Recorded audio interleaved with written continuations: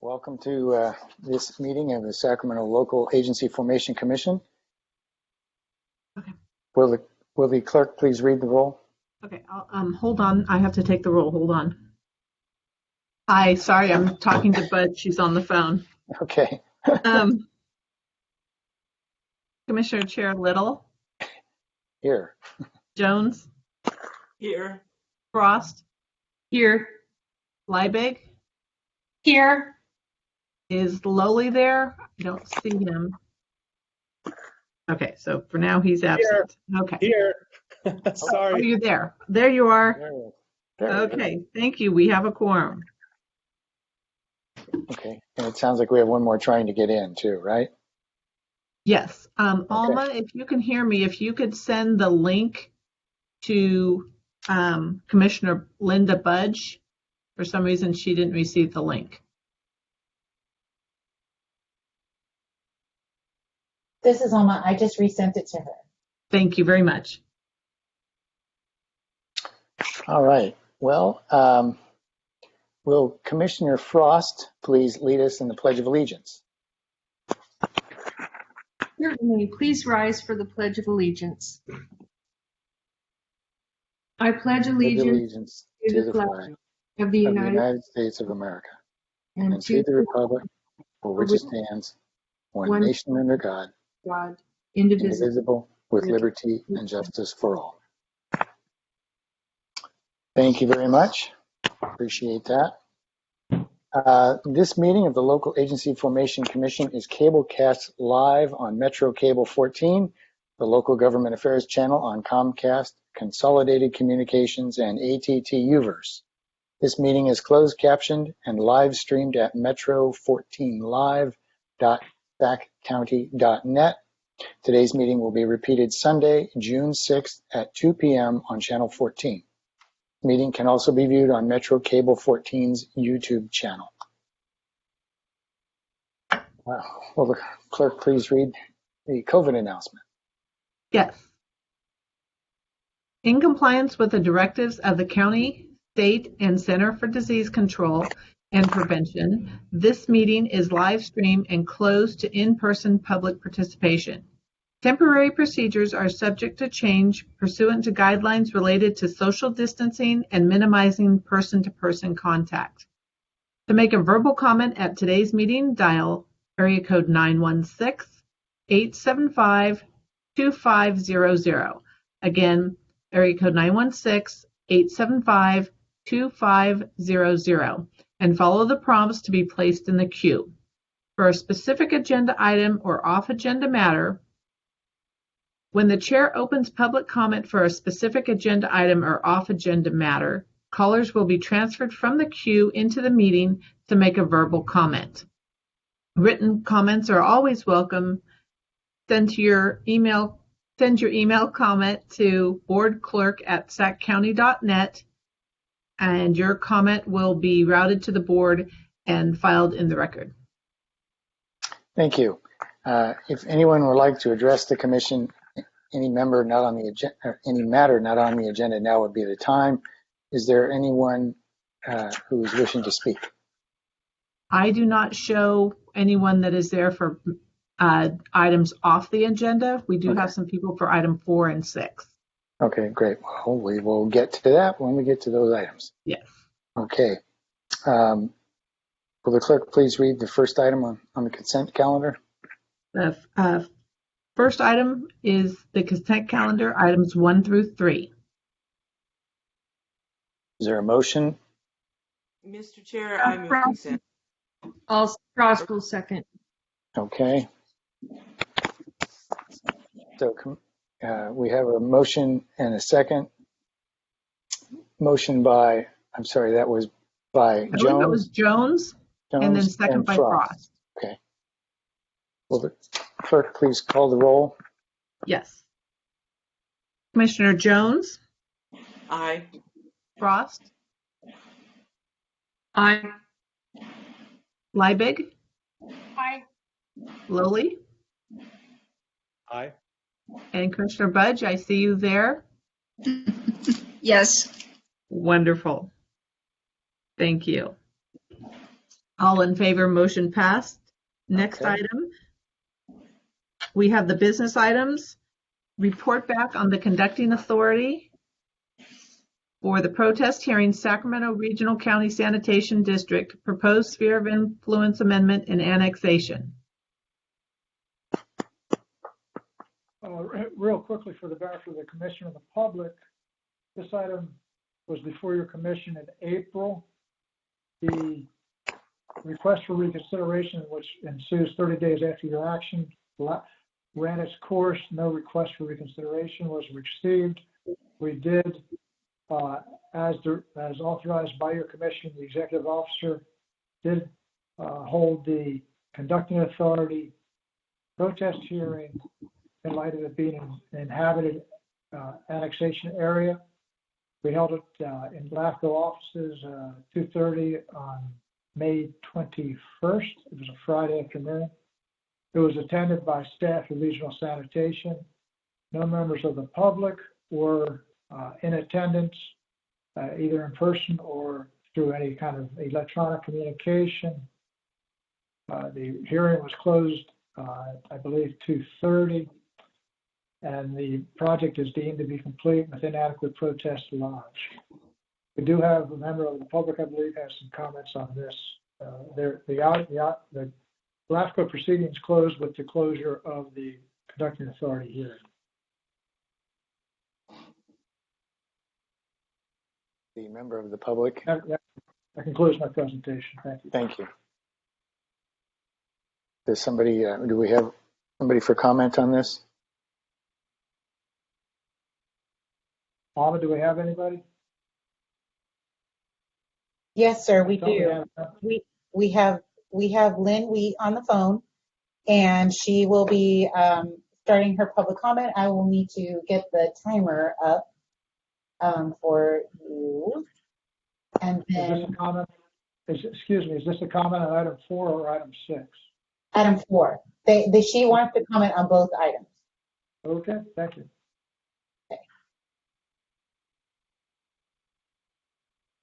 May I proceed? Hold on a moment, please. Thank you. Okay.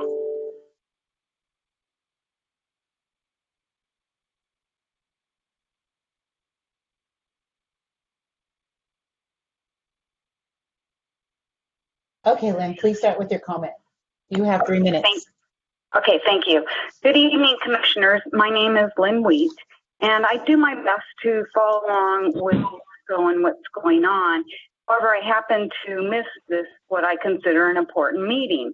And what I will suggest before is the commission set up a way in which residents and people living within the Sacramento County region could receive email notifications or alerts for any meetings or public hearings. The city of Elk Grove does that, and residents are able to sign up for whatever they would like to sign up for. And I would just like to see that happen with LAFCo. I do my best. I know your meetings are usually the first of the month. I make sure I check the Friday before to look at the agenda. But if we could get an alert process, an email process set up, I think that would really open up some transparency and allow the participation of our county residents. Thank you so much for your time this evening. Okay, thank you. Our next item. But we have one more public comment from Suzanne Petchy. Oh, okay. Suzanne, you have 3 minutes. Suzanne, you have 3 minutes. Yes. Please start your public comment. What? Lynn's talking. Oh, okay. Okay. It's your turn, Ms. Pesci.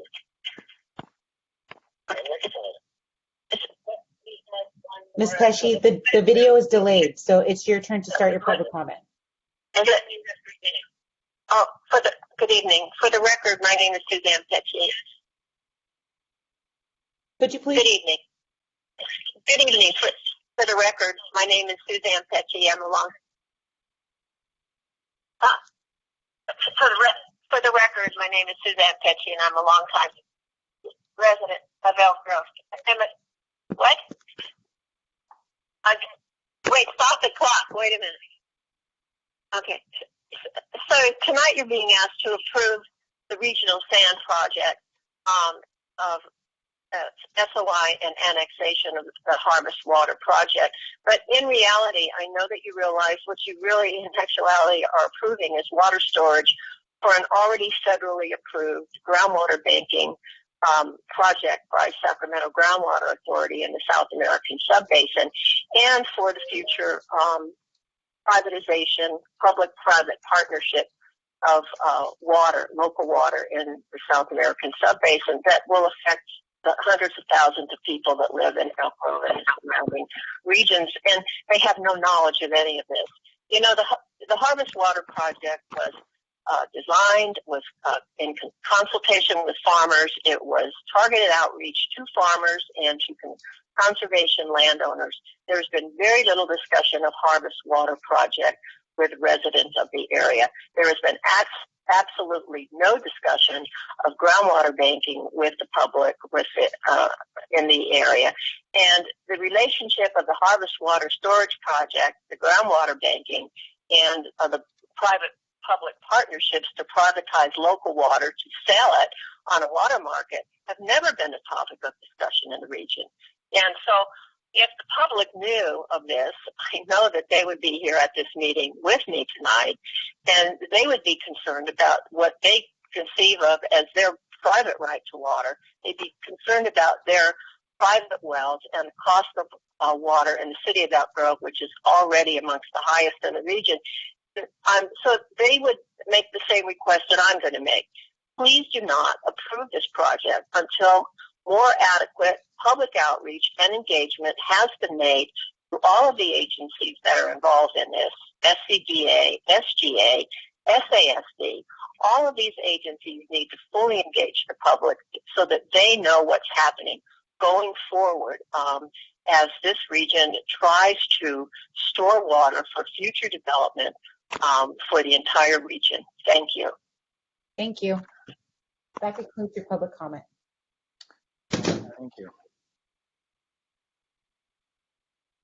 Is there a motion on the floor on this? Mr. Chair, could I comment? Sure. Okay, so I appreciate the commenter's concern. I will say though that because the Rancho Cordova City Council routinely reports on all of the meetings that we have attended, we did discuss this project at our meeting after LAFCo heard this the first time. So in terms of getting the word out, we really did discuss it in the public hearing so that people would know what's going on at LAFCo. So I just wanted to make that point. And with that, I will move approval of the staff recommendation. Okay. I'd Thank like you. to second that, please. Mrs. Chair. This is Commissioner Jones. Okay. So we have a motion. Excuse We have a me, motion. Yes. Cheryl. Yes. This is Supervisor Frost. I'm going to support the motion. I just wanted to ask, because I'm a little confused about the public comment regarding advance notice of meetings. I thought there was a place on the county website where people could sign up to receive an email on public meetings, and maybe our board clerk could let those individuals know where they can go to sign up for that notification. Am I misinformed? They can send me an email. If I could clarify, we are using the hosting services of the County of Sacramento for this BlueJean format platform. However, Sacramento LAFCo is an independent agency. We have independent staffing and independent processes that are authorized by your commission. We would not, it's not, as far as I know, the county with their email list does not include outside agencies in notification to the public. It is something that we can look into from a LAFCo standpoint. We have greatly limited staffing, that is always a constraint, but it is something that LAFCo itself, we have various activated links or links that are self-activated on our LAFCo website if you want to communicate with the commission and any messages to the commissioners. That's always available. I would happily welcome the opportunity to be more forthcoming with meeting information with staffing adequate to do so, but I'd hesitate to take on any extra IT and information technology responsibilities at this time. Oh, I wonder if it's, maybe we can just tell people the email, the website where they can go to, Sure. To find out, because it's posted on our website, right? It has to be because of the Brown Act. So Everything is on the website, yes, correct. And we also have a commission clerk on the webmaster link that is available to the public 24 hours a day. They can click. That's responded to within 1 to 2 days by staff or something specific. The agendas are always posted 21 days ahead of the meeting, and they remain posted on the commission website through the meeting date.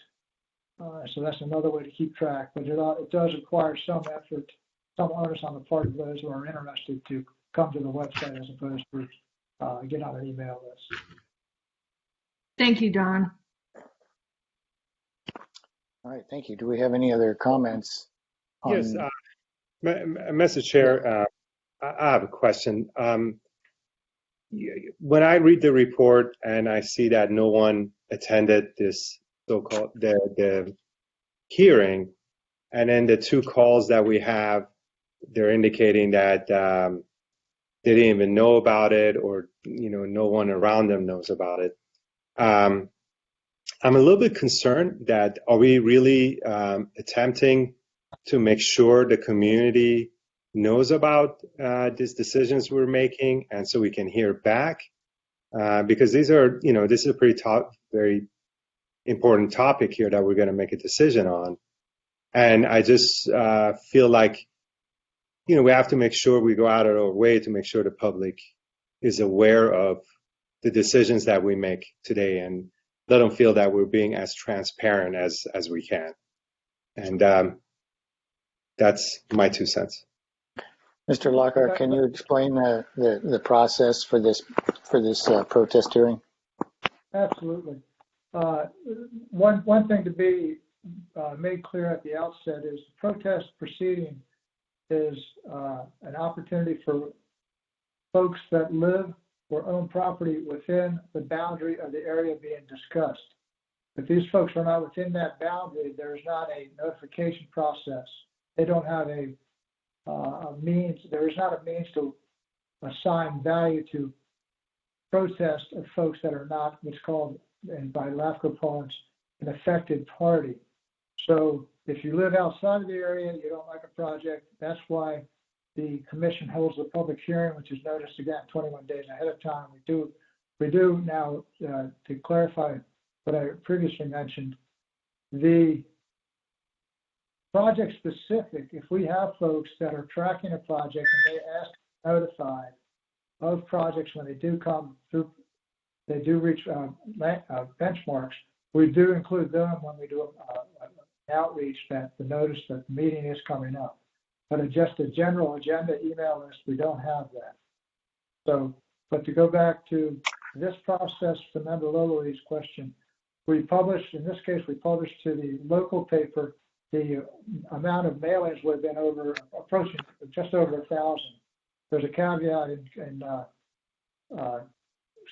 state code that provides publishing in lieu of direct mail if you exceed that threshold. So we published in the Elk Grove Citizen.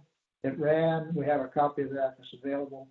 We also sometimes we publish in the V. It depends on the order of magnitude of the project. And this public notice was also made available 21 days before the date on our website homepage. So we make every effort to make sure folks know the issues of the commission and the time of the commission's deliberation. By way of clarification, the decision your commission made in April on the approval of this project completed that general protest or public comment opportunity. We moved to the conducting authority, which is specific to landowners or residents, registered voters within the boundary of the annexation area. So these folks may not have been included on that. By statute, they don't have a role in the conducting of authority protest process. Happy to, if there's any clarification, I'm happy to try to provide. So I appreciate it. Thank you very much. So if I understand this correctly, we did a newspaper print for the public to see it. And what paper is this?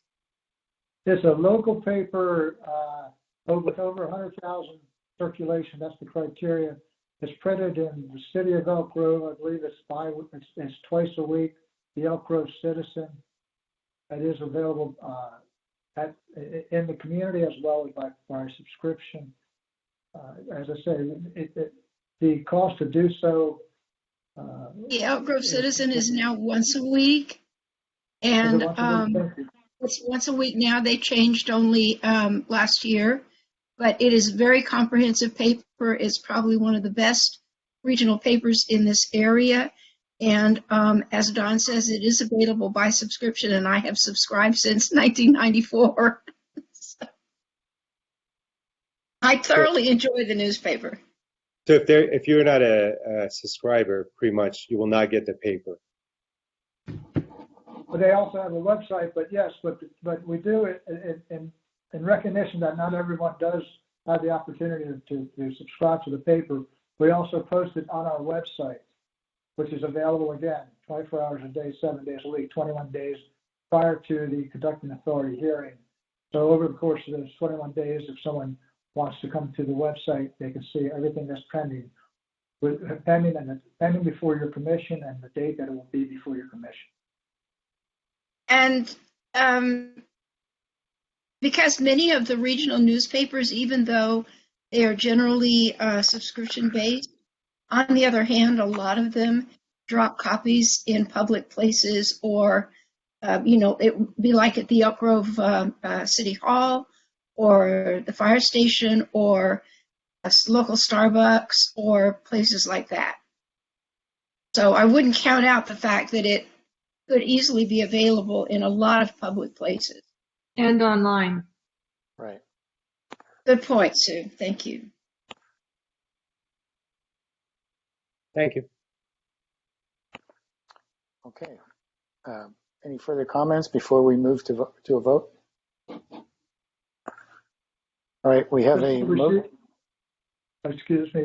This is a receive and file memo for the commission. I don't know that a vote's necessary. Okay, I'm sorry. I thought the business items were that's fine. All right then. So we don't need a motion. We don't need a second. I thought the same. Okay. Our next item, item 5, the fiscal year 2021-22 contracts. Yes, this is before your commission for, we maintain staff support on an annual basis with various support experts, such as for environmental support, legal counsel, civil engineering, survey reviews of the legal descriptions that change the boundaries as a result of your commission's decisions, as well as we have financial support for fiscal modeling from the EPS. So all of these contracts are recommended for renewal authorization of myself as your executive officer to sign on behalf of the commission. I would also add that it's not itemized on the report. I apologize. It is on the agenda. Our 5-year lease in our location is up for renewal. We have gone through a very effective and fruitful negotiation with our landlord. We were able to hold firm and actually reduce our monthly rental by about 3% over the course of the next 5 years. We will, because there is the transition in anticipation of change with the commission staffing, we did negotiate a 12-month review by either the executive officer or if they want to bring to the commission. If the officers, if there's a reason to get out of the lease, you can be done with a 30-day notice prior to 12 months from the date of signing. So that was there was a little give and take on that. The landlord didn't relish the idea, but saw the rationale behind it. So with that, all I'm requesting this evening is authorization to sign on behalf of the commission for these contracts. So moved by Frost. Okay. You have a second? Seconded by Jones. Jones. Okay. And this is are we talking about for all the contracts, including the lease, or are you only asking for the lease at this point? All contracts will be renewed fiscal year July 1. Okay. All right. Any comments? All right. Yes, Mr. Chair, I'd like to say thank you for Don for taking the lead on renegotiating that lease. It sounds like we're in a pretty good position and save a little money for now. Thank you so much, Mr. Lockhart. Right. I think it was prudent to negotiate that 1 year option too. All right. Will the clerk please call the roll? Yes. Commissioner Jones. Aye. Budge. Yes. Frost. Aye. Liebig. Aye. Lowly. Aye. Thank you. All in favor. Motion passed. Our next item is the public hearing item number 6, Grant Line Southeast Industrial Area Project, annexation into the City of Elk Grove, Sacramento Area Sewer District, and Sacramento Regional County Sanitation District. This project is a reorganization. In addition to the annexations the clerk just noted, there will also be proposed attachments from county service areas for street lighting, and transportation air quality mitigation, and enhanced law enforcement. That's CSAs 1, 10, and 11, respectively. The City of Elk Grove will assume the responsibilities and operations and maintenance of the street lighting system in place. No objection from the county to any of these attachments. CSA 10 for air quality mitigation is a project-specific mitigation measure with the county general plan. Since this will be going into the city, the city general plan will prevail. It's no longer applicable. And CSA number 11 is enhanced police services, which is available to any community throughout the county. It has yet to be activated. It requires a funding source to be identified prior to activation. So the structure is there. If a community wanted to get extra patrols or some such, it's available. They would just have to find the means of financing that. So that's the project, is annexations and detachments. That's what equates to the reorganization. The project's directly adjacent to the City of Elk Grove. It's south of the City of Elk Grove, east of Highway 99. A landmark you folks may recognize is from the Highway 99 to the east. There's a Sac Suburban propane tank farm that's it's been there, well, predates the city. So if that gives you some point of reference. Overall, it's 370 acres. This area was approved with a larger sphere of influence by your commission in 2019. At that time, after extensive consideration, working with your commission and staff, a comprehensive list of mitigation measures and terms and conditions was developed and applied to the approval of any approval of the sphere of influence and to be executed prior to any annexation or in conjunction with any annexation proposal to the city. We do have a matrix attached for your information that shows the efforts made in good faith, and I think quite effectively, by the City of Elk Grove to check all those boxes. Essentially what we've done with you as a commission was give the applicant, the city, a punch list of find these sources, address these issues, provide proof thereof before you come to the commission, so that you as a commission can have comfort that these issues are addressed. Among the issues are, because Elk Grove is a contract city where they provide core city services, land use, police protection, code enforcement. They also rely on other services from outside districts, outside agencies. So they have worked with Sacramento Regional County Sanitation District staff for the necessary infrastructure for transmission to the regional wastewater treatment plant operated by Regional SAN. They've worked with Sacramento Area Sewer District for the collection system that will be necessary to tie into the transmission system. Those are two key points that your commission did raise that had to be executed prior to coming to the commission. They've also worked through the county, Sacramento County Water Agency, which is a dependent entity underneath the auspices of the County Board of Supervisors. It was within their boundary, but not within the master plan. So the master plan has been adjusted to allow service to be provided to this area. So those three keys of wastewater collection and treatment and potable water to the source have all been addressed. They've signed, the city has signed a letter of commitment to participate and cooperate with the South Sacramento Habitat Conservation Plan. That was also a point of some discussion at the time of the sphere of influence hearings. The City Council did act in January of 2021 this year to adopt a resolution carrying forward the initiation of this proposal for your consideration. The City of Elk Grove, the sphere of influence, as the Commission may recall, is a policy boundary to allow folks to anticipate perhaps the city would be, if the city does want to grow, this would be an appropriate direction for it to grow in. However, and this is what your commission accomplished, these are some concerns that have to be addressed prior to anybody annexing or changing land uses. The land use jurisdiction stays with the dirt until there's a jurisdictional change, which is an annexation in this case. So with the lands coming into the city of Elk Grove, they will be able to do any entitlements, any kind of land use decision making. They have, as required by both your commission and LAFCo criteria, state law, the lands have been pre-zoned to light industrial to allow it. At one point, there was a consideration of a multi-sport project here, a soccer facility of some sort.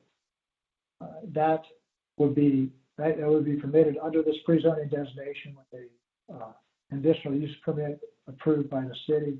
That doesn't appear to be the inclination of the city and other landowners at this time. They have put forward that they are going towards industrial users. They have some folks that are very interested. The environmental impact report, you may recall, was accomplished for the sphere of influence through an MOU, a memorandum of understanding between City of Elk Grove and your commission. So your staff and the city staff work together to achieve environmental clearance for a sphere of influence decision. The project then went back to the city for land use entitlements. That was relied on, that same environmental document was relied on. The City of Elk Grove exercised their discretion to modify that and issue a supplemental EIR because of changes in the land use decision making. Your staff did consult with those changes to the environmental document, the supplemental environmental impact report. That is before you this evening as an item as well. So, and the idea of an industrial use was one of the alternatives that was studied in that document. Again, the key point for driving the annexation is the jurisdictional oversight by the City of Elk Grove, and also the regional SAN, Sac County Water, others. They need the territory to be within the city limits for them to be able to turn on their services to make the connections. We did, as part of this process, a plan. You may recall also a sphere of influence requires what's called a municipal services review. That's a very large scale or high level, I should say, review of the needs, what would happen if this project were to be approved as a sphere of influence. That goes to everything from transportation, air quality, agricultural preservation, habitat preservation services. That MSR was accepted by your commission prior to acting on the sphere of influence. What that MSR was served as then was a foundation document for the applicant, the city of LAFCo, to compile what's called a plan for services, which is really the drill down document from the MSR that brings the actual how do you serve it. Okay, we know you can serve it various districts, various others. You made it clear with your comments in the MSR that there is means and capacity to do so. However, how is that going to be accomplished? That's with the plan for services, which is mentioned in the staff report as well as an attachment to the staff report. That talks about means, capacity, timing, and most importantly, financing, public financing for the infrastructure. So the plan for services was also consistent with the terms and conditions that your commission put in place, as I say, for everything from roads, bikeways, transit, parks, open space. Parks and open space are a little bit unique here in that the Consumers Community Services District, which is an independent special district that covers much of the South County, provides both park services and fire services. Park services are in a more restricted area than the fire services. City of Elk Grove is within their park service area. The City of Elk Grove and the Consumers CSD have executed an agreement for roles and responsibilities, and that will be applied to any development on site here as well. Skip ahead a little bit. The project, as proposed, is consistent with your local policies, the terms and conditions and mitigation measures that were imposed by your commission. One key point I think that was also discussed at length by your commission during the sphere is because of the nature of the city of Elk Grove, much planning, if you will, was accomplished prior to incorporation by the county of Sacramento, which was somewhat residential rich, with the idea being that the county itself presented an opportunity for a mosaic for large-scale planning, housing here, jobs elsewhere in the county, connected by transportation improvements, what have you. So in this case, the city has been working since incorporation in, I believe, 2000 to bring employment opportunities into their community. That has positive effects, obviously, for the community as well as air quality and the overall region.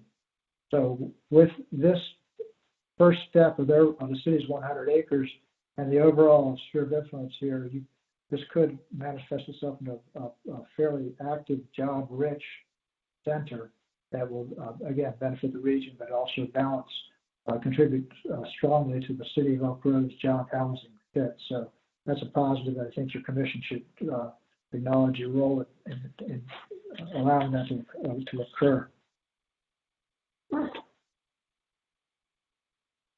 We received various agency comments. They've been they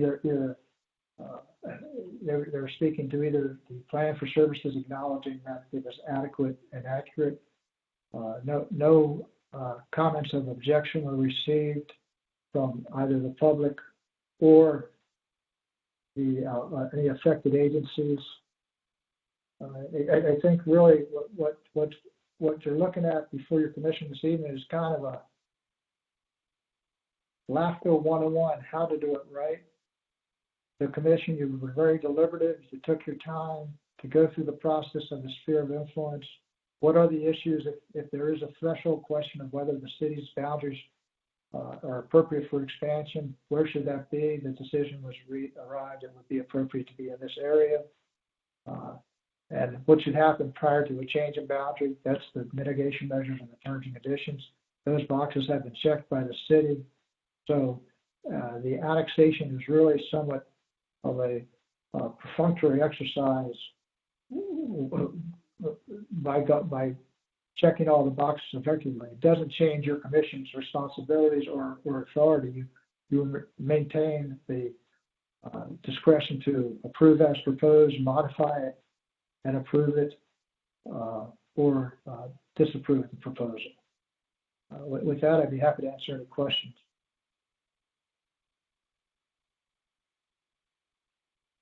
Are there any I should questions? ask, please, if I could mention, their staff, the mayor of Elk Grove, I believe, is joining us, Mayor Bobby Singh Allen, Christopher George, Director of Strategic Planning and Innovation, and Jason Behrman, City Manager, are available to answer any questions you may have.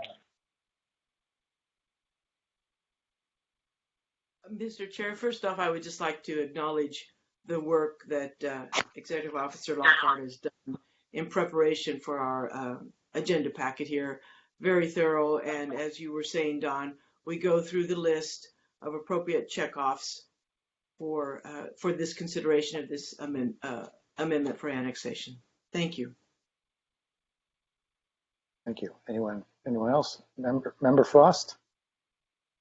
Well, I'd just like to say that I had the privilege of being on LAFCo several years ago when we were reviewing this very sphere of influence, and it was very controversial at the time. And it seems like it's true what you said, Don, that it has actually. I personally feel it's so wonderful the way this has evolved. We went from something that we were concerned about, noise and chemicals in, and did it make sense to have a peninsula, this is like, it makes sense, and it actually satisfies the jobs that Elk Grove needs, and at the same time doesn't disrupt a lot of the surrounding properties. And so it's interesting. It's fun to see that the process unfold and to be a part of something that you were there, just by circumstance in the beginning and somehow got to be here now. I'm excited for Elk Grove, and I'm going to support this. I know there's some public comment, or there may be public comment, but I think they did a really good job, at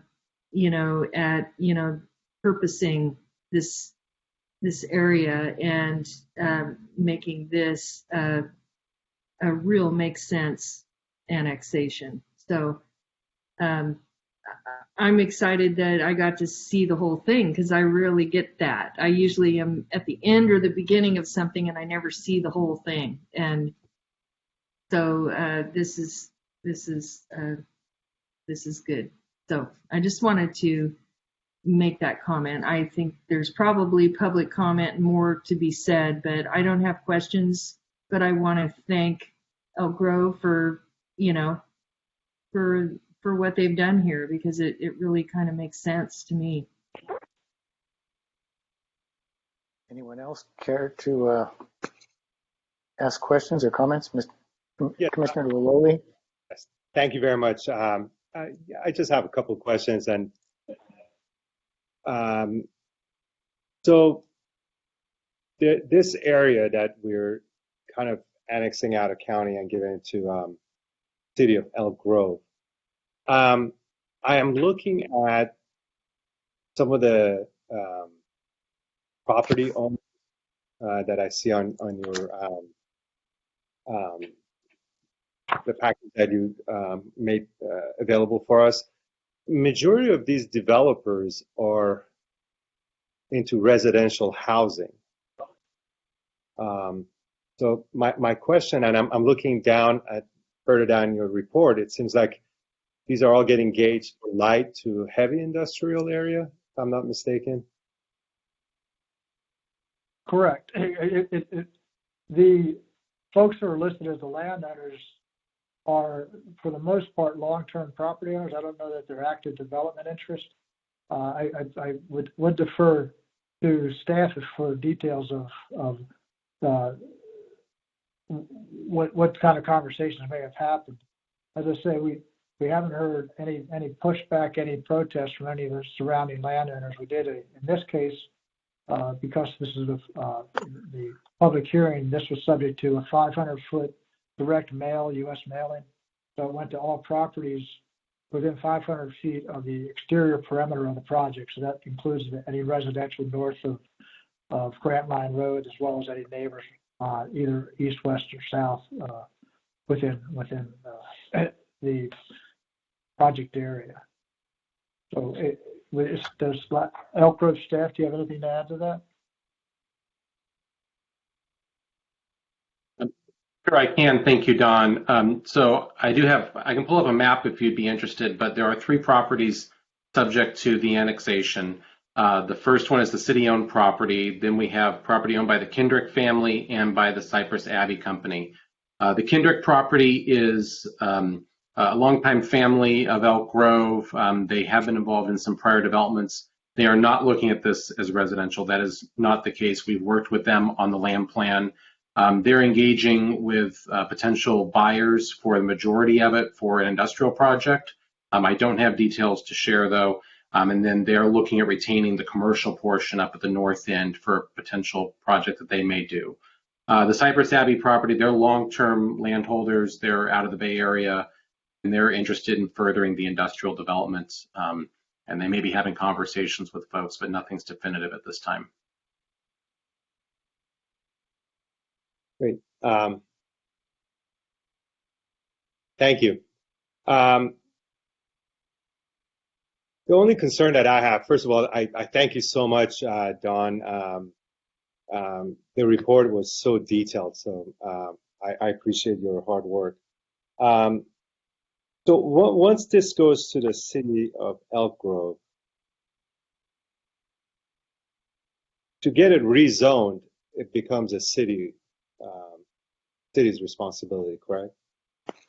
Yes, it is, to be clear, a requirement of LAFCo law carried forward in your local policies is the city is required to pre-zone. That's a term you may not be familiar with. It means assign zoning to dirt without having jurisdiction, which is unique to LAFCo. So that way, by the city pre-zoning the territory, that gives clarity to your commission.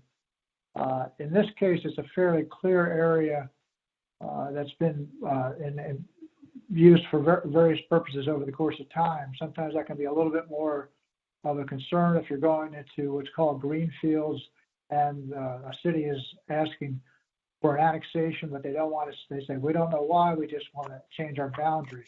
That's really not enough information for your commission to render a decision. But in this case, the pre-zoning that was been acted on in January by the city is essentially in place in a dormant state. If the commission acts to approve this, then it automatically, the will be dropped, and that would be the existing zoning under city jurisdiction. That zoning is required to stay in place for a minimum of 2 years after commission action to approve. There are certain circumstances requiring public hearings and findings in a public hearing if there's a reason to change that zoning. But the pre-zoning has been assigned. That's as shown in the staff report. It will change from pre-zoning to existing zoning with an annexation that changes the city boundary and assigns the jurisdiction for land use to the city of Elk Grove. I appreciate it. And the reason I'm asking this is, as you know, we have such a shortage of residential housing, especially in our region. So when I see, 570 acres that we're just cutting out, there's a little bit of a ouch, So again, I'm still getting myself familiar with the commission. I don't know if we can stipulate or have a conversation with City of Elk Grove that, is there a thought about in 2 years making these residential, or has that conversation come up? Have they thought about it 2 years from now what their plans are, or this is just at a very early stage?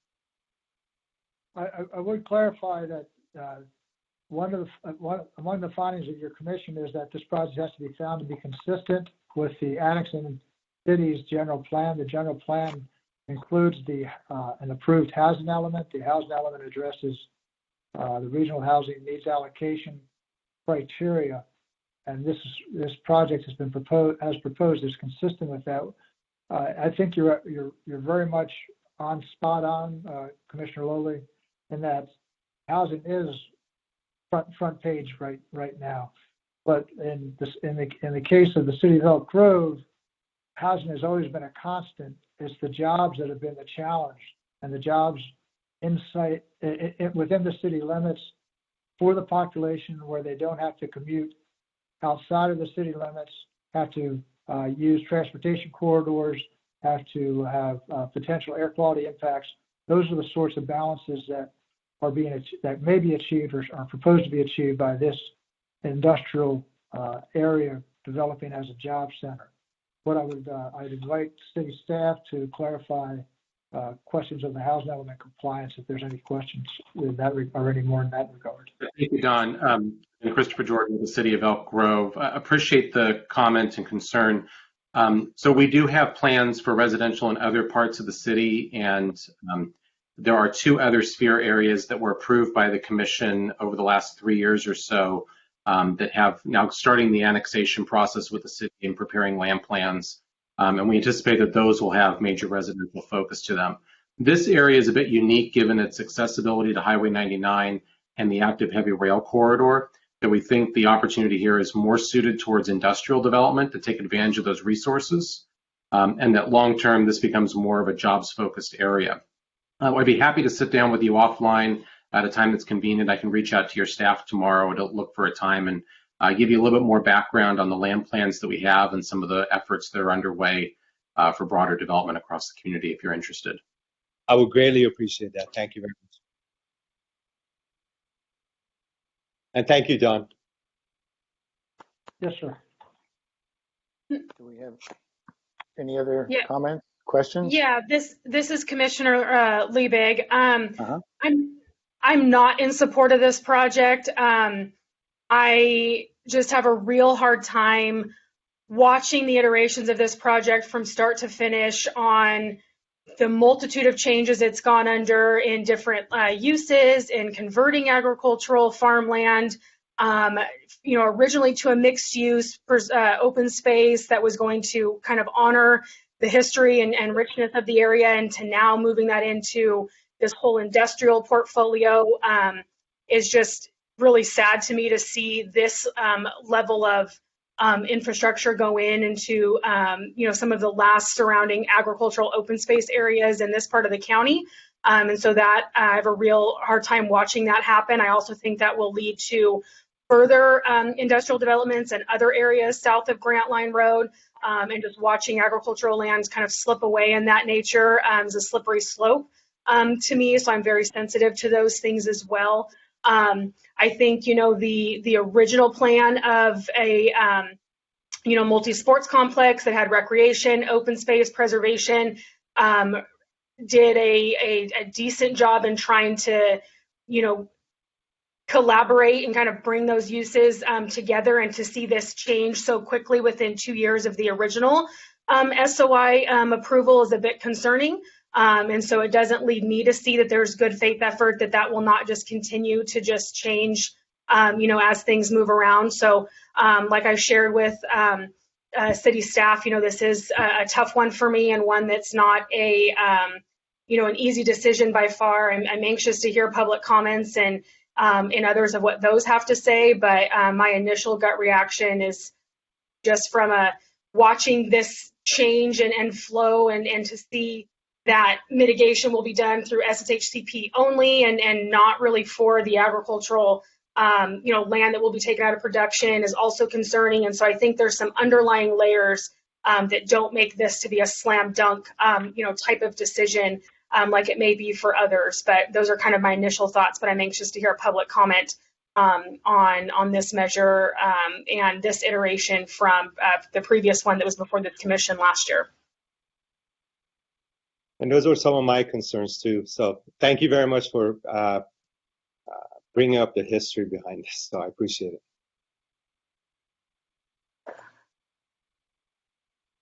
Do you have any other comments? I would want to add for the benefit of the commission that the sphere of influence mitigation measures included agricultural mitigation for both, it required mitigation for both habitat impacts and agricultural open space impacts. So those are both addressed in the mitigation measures as approved by your commission and as adhered to by the proposal.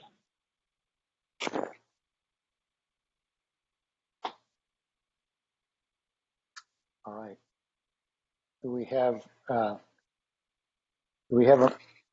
a motion? Do we have a motion? Excuse me, Chair Little. I got a city staff. Is your mayor available? Does she have anything she'd like to add? It appears our mayor had a personal obligation this evening that is keeping her from attending. So our city manager is available, and I think he wanted to jump in here real quick. Jason?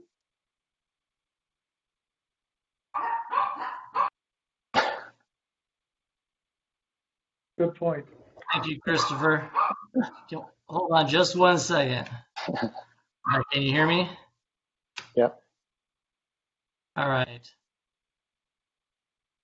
I won't take a whole lot of your time. I just wanted to say a few words. First, thank you for giving me the opportunity to address the commission. Good evening, Mr. Chair, members of the commission. I want to just take a second to acknowledge and recognize the hard work of Mr. Lockhart, as well as our staff, Christopher Jordan. Really, it's been a little bit of a journey getting to where we are now. And you know what's critical about this annexation for the city of Elk Grove, I think, has been articulated pretty well by Mr. Lockhart, and that is the need for jobs in our community. We were developed as a bedroom community. This is where the residential in the county largely went, and we have a lot of housing that's under construction now and a lot more planned. And what we don't have is area land that's zoned for industrial and jobs-centered opportunities. And we've had people approach us, businesses approach us wanting to do business and site locations, facilities here in Elk Grove. We just don't have land zoned for that type of use. And it's critical from not only kind of a jobs housing balance, but the environmental impacts that go along with that, the greenhouse gas reduction, vehicle miles traveled reduction, and offering opportunities for members of our community to live and work here in Elk Grove. And this is what we feel is the best site possible. It's adjacent to 99. It's adjacent to other industrial uses. Right across the street is a large propane tank facility. So we feel that this property is best suited to industrial commercial land rather than residential. And so just wanted to, I think, really relay to the commission really the importance of this as the city's future business park and opportunity for us to address some of those needs within our community. We really feel it is a critical component of our growth and continue as a community, as a city here in the county. So I appreciate your consideration. We're here happy to answer any questions that you might have as you further deliberate on this item. Thank you very much. Chair Little, this is Commissioner Jones. Yes. Okay. Thank you, Mr. Mayor. I appreciate your comments. If we even go back a little bit more into the history, it's been probably 10 years in the making and the configuring of this jobs and residential balance. Sometimes it's been extremely difficult, and there's been hard discussions on this. But so when we look back then, it was still the same discussion about how to get a handle on this jobs and residential ratio.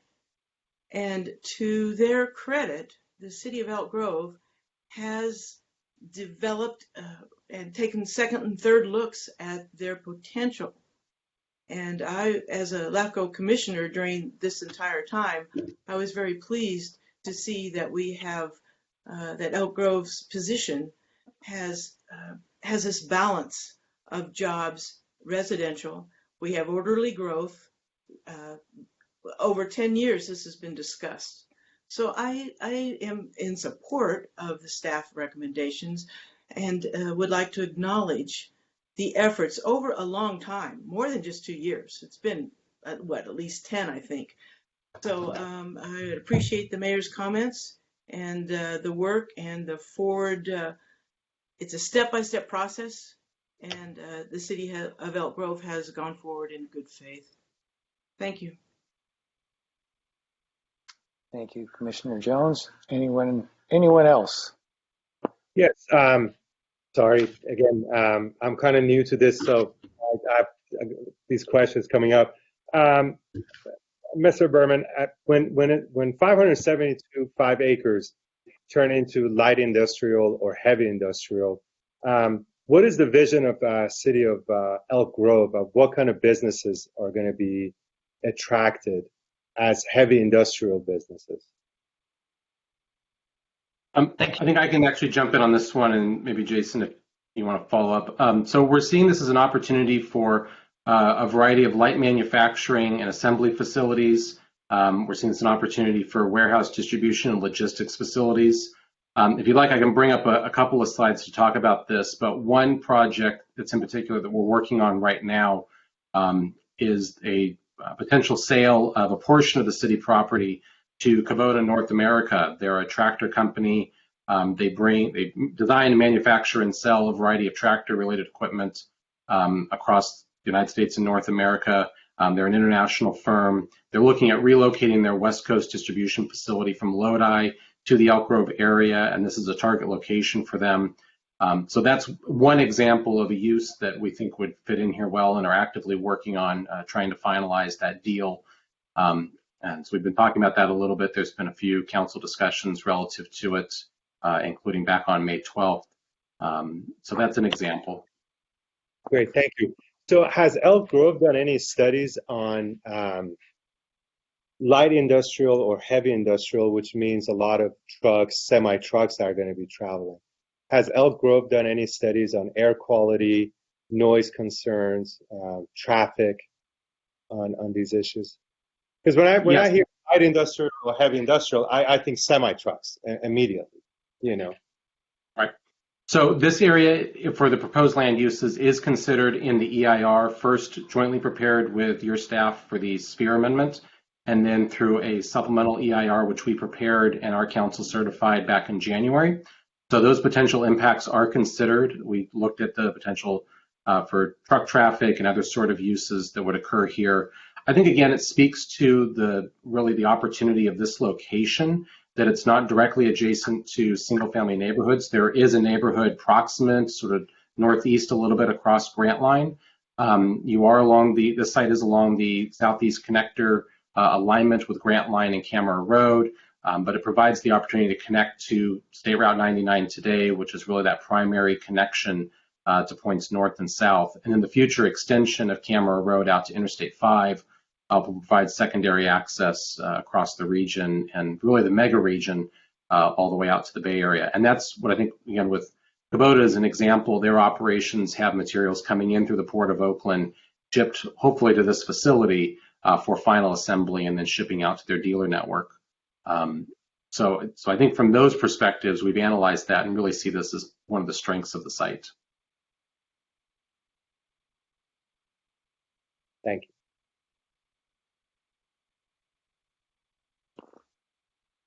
Well, we've had some good discussion. Any further, or can we get a motion? Chair Little, I think we need to have public hearing and public comment on this item. I don't think we've had that opportunity. Or would we have the motion prior to? We can have a motion and then have public discussion. We just don't have to vote, correct? Yes, that's correct. You could do that. Yes. Okay.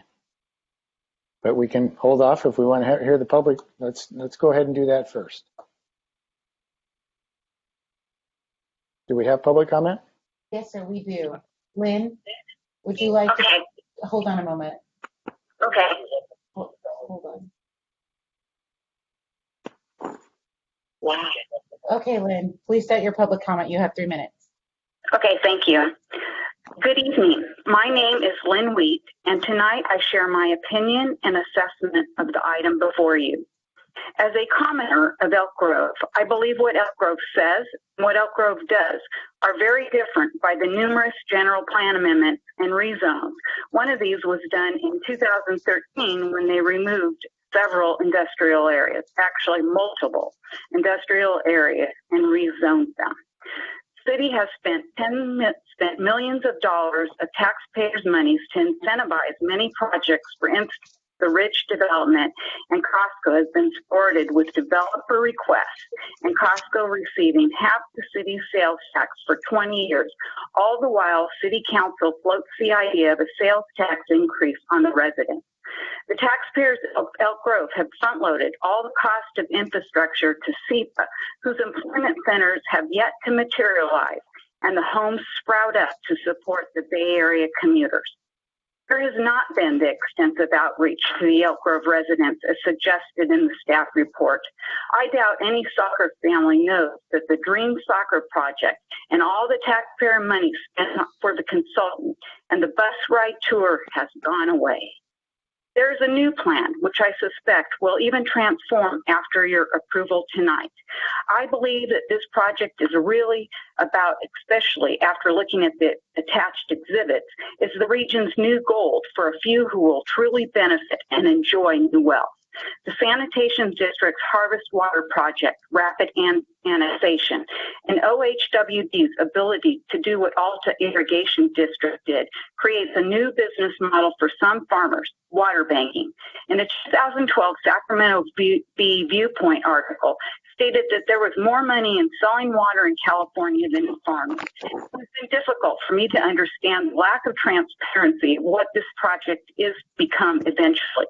This is the first step to a bigger project. When I hear an Elk Grove councilperson state at a council meeting that water is the new gold, and I hear the LAFCo commissioners express concern over water availability during Elk Grove's first SOI application, and in the following discussions, water does not even seem to be a concern. I can only conclude there is a plan. What bothers me the most is the people who will be paying the most for the water and infrastructure are not at the table, and nothing has been said about the water banking. What has been said, resident water rates increase for less, and in the future, the real possibility of rationing to our region's water barons' profit. What is going on is not equitable, ethical, or moral. Thank you. Thank you for your public comment. Are there any other public comments? Suzanne Pesci, who would like to make her public comment as well. Suzanne, please start your public comment. You have 3 minutes. For the record, my name is Suzanne Pesci, and I am a resident of Elk Grove that's been following this SOI for the last 20 years because the back of my property is on the urban services boundary between all of this farmland that they're looking to develop and the city of Elk Grove. I'm in the city of Elk Grove limits. I'm also a resident in the Elma Chimney Hartnell Water District. I have been attending their meetings for over 5 years trying to understand what their position is on all of this. You know, I know that Elma Chimney Hartnell Water District, the area that this SOI is going into, 370 acres of it, in a water district boundary of a district that has for years indicated an interest in providing sewer water and even in the 1980s power to the lands within their boundaries. There are documents, EIRs, MSRs from LAFCo, EIRs, and from the city. I have made public requests to LAFCo, to OHWD, to the city for information to expand on what the actual plan for that district's ability to provide municipal water and sewer. They have the latent powers. LAFCo has the ability to enable those latent powers, and no information has been forthcoming to the public nor to the members that are residing in that district. There are there are hundreds of us in this district, ag-res people on both sides of the river that are in a landowner district that have been disenfranchised, have really no right to vote because our vote is based on the number of acres we own. I know that Oma Chimney Heart now has the ability to issue shares and to issue security within the district. There has been no discussion of how water within the district is going to be financed. I look at all of the documents provided by Sacramento Sewer and by Sacramento Water, and all I can see is that the infrastructure goes to the boundaries of OHWD and does not cross those boundaries. So the only conclusion that I can come to is that the infrastructure for delivering water, for taking care of sewage, is going to be provided by the district. And the lack of transparency it's beyond that. It's a lack of ethics, and it's just frustrating as a member of the public that actually lives in the district to have to go to these meetings and to hear absolutely nothing about what the plan is. I reject the sphere of influence annexation of the city. It has absolutely nothing about any type of transparency for the public to understand exactly what is going on in this district. I don't believe that the negotiations have been completed where the water and the sewer issues have been worked out between the county, between the city, and between OHWD. And I ask tonight that you reject it. We don't know what kind of jobs they're going to have. They were going to have a soccer field. They were going to have a state fair. And that's what the SEIR even talked about. And now suddenly we're looking at a city that sold the initial 100 acres for the soccer field to a tractor store. Thank you for your time. We don't know. Thank you for your time. I ask you to reject this. Thank you for your time, for your comments. All right, are there any other public comments? That concludes your public comment. Okay, thank you. All right, do we have a motion? I will make a motion, but I need to ask if we need to read all of your recommendation into the record, Dawn, or can it just be referenced? I would say you could make reference to them. They're included in the resolutions for approval for action by the commission. This is Deanne Gillick, counsel, and it is acceptable to make reference to the items as they appear on the agenda for your motions, if that's helpful. All right. With the recommendations 1A, B, and C, 2 and 3, A, B, C, D, E, F, G, H, I, A, and K. Findings of fact.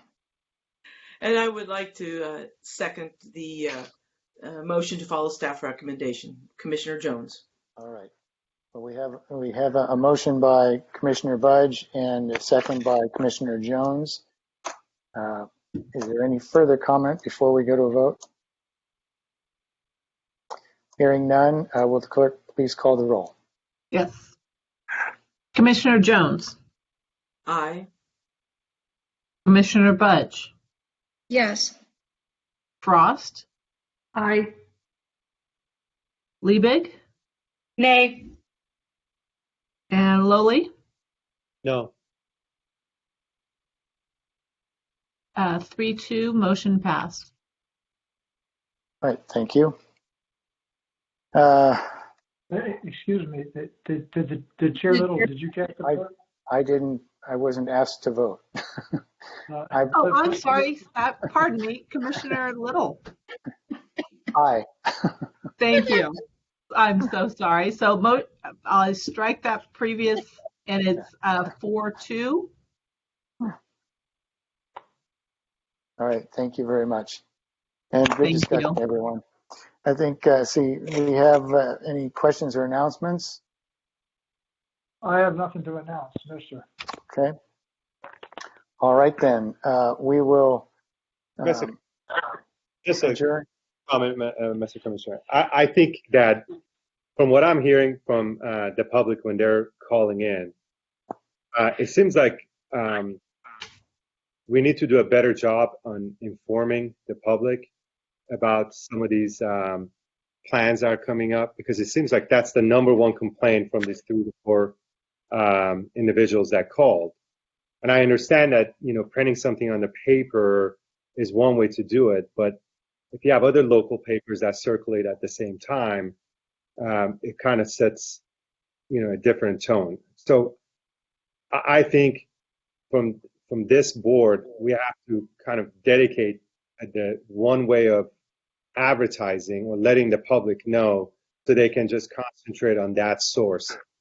And considering that we're just coming out of a pandemic, and not everyone is computer savvy, so I'm hoping that some alternative way of letting the public know what the guidelines or what our vision is would be the best cause. So, thank you. Okay, very good. We will adjourn the meeting and go to closed session and then return to close out. So Yeah. Wait, a question here. Should we, Deanne, this is Commissioner Jones, should we stay on this instead of, because I don't have another link. Yes, so this is Deanne Gillick. Yeah, this is Deanne Gillick, General Counsel. And just to formally announce the item that will be discussed in closed session, which is consistent with the item as it appears on the agenda pursuant to Government Code 54957B1. And the position is the Executive Officer recruitment position. And the members will be meeting in closed session. The clerk will manage the remote participation of the closed session, and the members don't have to do anything to proceed into closed session. Once staff and the public leaves, then we can hold closed session, and then the commission members and I can return to open session with the clerk's assistance to do the final report and to adjourn the meeting. If I could just clarify, the clerk and myself will leave the meeting. The moderator of the meeting will take control and follow through with what Deanne just suggested or just stated. So your staff will leave the meeting now. The moderator will remain. This public portion of your meeting will end. Will reopen upon your gavel when you reopen your come back to public session. the recording will begin again once we come back. Yes, correct. Okay. So with that, we will announce that we're going to close session on the regarding the executive officer appointment, recruitment, and we will return to open session shortly. Okay. Thank you. Thank you.